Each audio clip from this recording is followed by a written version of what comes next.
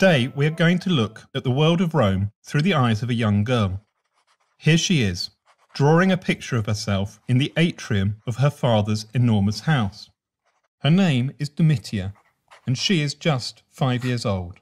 She has an older brother who is 14, Lucius Domitius Ahenobarbus, named after her dad. Girls don't get these long names that boys have. What is worse is that Dad insists on calling all his daughters Domitia. Domitia! Let's call the Domitia, drawing on the column, Domitia 3. She has an older sister, Domitia 2, who is 7 years old, and then there is Domitia 1, who is 10. There would have been a Domitia 4, but Mum died trying to give birth to her 3 years ago. Confused? The Romans were too. They could work out ancestry through the male line with the nice tripartite names such as Lucius Domitius Ahenobarbus. But they got in a real mess over which Domitia was married to whom and was either the great aunt or the great stepmother and so on to whom when they came to write it down. Domitia 3 is not just drawing on the pillar, she is also watching the action. You see, it's early and the time of day when all her dad's clients and friends come to see him at home to pay their respects. Lucius Papidius Secundus, a 17-year-old who wants to marry Domitia 2 within the next 5 to 7 years, has come as well. He seems to be wooing not his future wife, but her dad. Poor Lucius, he does not know that Domitia's dad thinks he and his family are wealthy, but still scumbags from the Suburra. After all, it is the part of Rome full of barbers and prostitutes. Suddenly, all the men are leaving with Dad. It's the second hour and time for him to be in court with a sturdy audience of clients to applaud his rhetoric and hiss at his opponent. The house is now quieter. The men won't return for 7 hours, not until dinner time. But what happens in the house for those 7 hours? What do Domitia, and Domitia do all day? I don't know. Not an easy question. Everything written down by the Romans that we have today was written by men. This makes constructing the lives of women difficult. However, we can't have a history of just Roman men, so here goes. We can begin in the atrium. There is a massive loom on which Dad's latest wife is working on a new toga. Domitia, and Domitia are tasked with spinning the wool that will be used to weave this mighty garment. 30 or more feet long and elliptical in shape. Romans love the idea that their wives work wool. We know that because it's written on the gravestones of so many Roman women. Unlike women in Greece, Roman women go out the house and move about the city. They go to the baths in the morning to avoid the men, or to separate baths that are for women only. Some do go in for the latest fad of the AD 70s, nude bathing with men present. Where they have no place is where the men are, in the forum, in the law court, or in the Senate house. Their place in public is in the porticos, with gardens, with sculpture, and with pathways for walking in. When Domitia, and Domitia want to leave the house to go somewhere, like the portico of Livia, they must get ready. Domitia 2 and Domitia 3 are ready, but Domitia 1, who is betrothed to be married in 2 years to darling Philetus, isn't ready. She's not slow, she just has more to do. Being betrothed means she wears the insignia of betrothal, engagement rings, and all the gifts Philetus has given her. Jewels, earrings, necklaces, amber pendants. She may even wear her myrtle crown.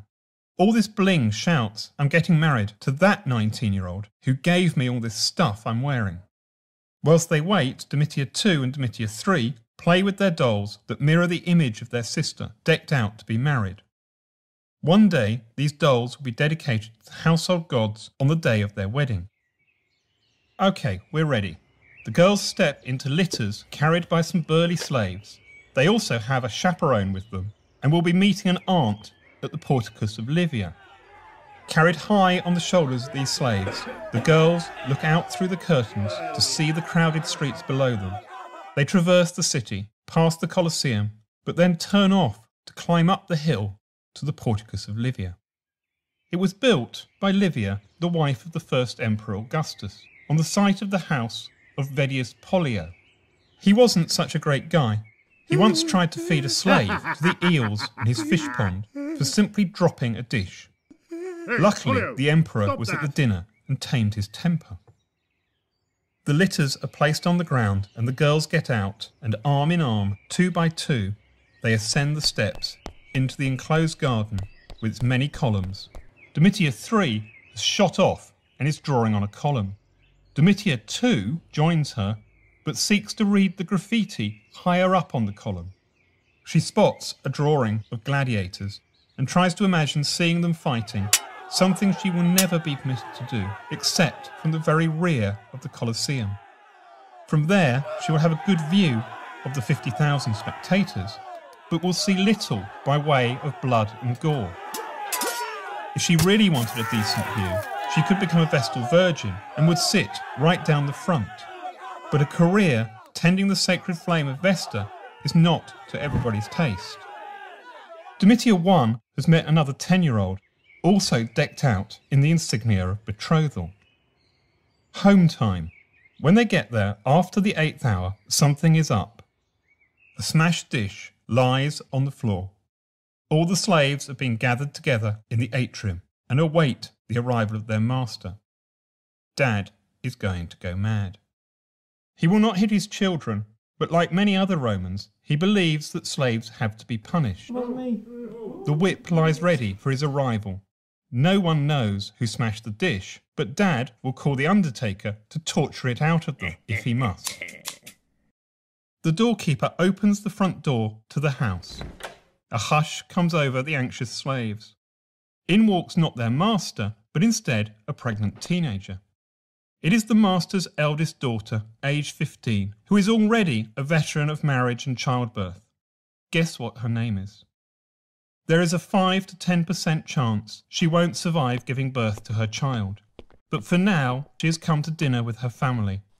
As a teenage mother, she has proved that she is a successful wife by bringing children and descendants for her husband, who will carry on his name in the future.